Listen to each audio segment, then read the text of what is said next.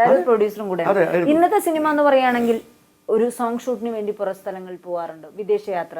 Okay, song ഷൂട്ടാ, ഇത് ഇന്നടത്ത് ചെയ്യണം, ഇങ്ങനെയൊക്കെയാണ് ആദ്യമേ പ്ലാൻ ചെയ്യുന്നത്. പണ്ടത്തെ കാലത്ത് അങ്ങനത്തെ ഒരു ഡിസ്കഷൻ. ഞാൻ പറയട്ടെ ഇപ്പോൾ മോഹൻലാലും മമ്മൂട്ടിയും സൂപ്പർ താരങ്ങളായതിനു ശേഷം അവർ രണ്ടുപേരും എനിക്ക് കാഴ്ച തന്നിട്ടില്ല. ഞാൻ ചോദിച്ചുകൊണ്ട് തന്നിട്ടില്ല, പക്ഷേ അവരുടെ പിന്നാലെ നടന്നിട്ടില്ല.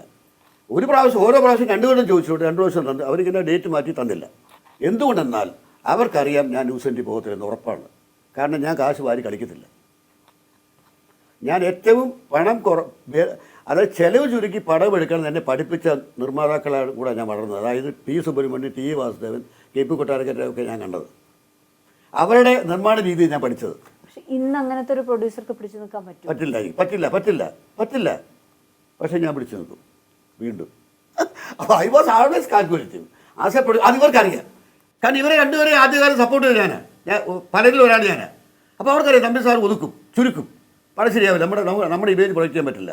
അതുകൊണ്ട് വേണ്ട, രണ്ടുപേരും ചേർന്ന് തീരുമാനിക്കാതെ ആ കാര്യത്തിൽ അവർ എന്ത് എതിർപ്പുണ്ടെങ്കിലും ശ്രീമാനൊരു കാശ് കൊടുക്കേണ്ട എന്നുള്ളത് പിന്നെ മമ്മൂട്ടി മോഹൻലാൽ ചേർന്നെടുത്ത തീരുമാനമാണ്.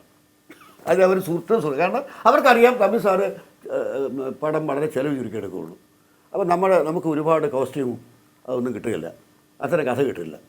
അത് ഒരു പാട്ടിനകത്ത് 42 കോസ്റ്റ്യൂം എന്ന് പറഞ്ഞാൽ ഞാൻ സമ്മതിക്കില്ല. എൻ്റെ ഒരു പടത്തിൽ സംഭവിച്ചിട്ടുമില്ല.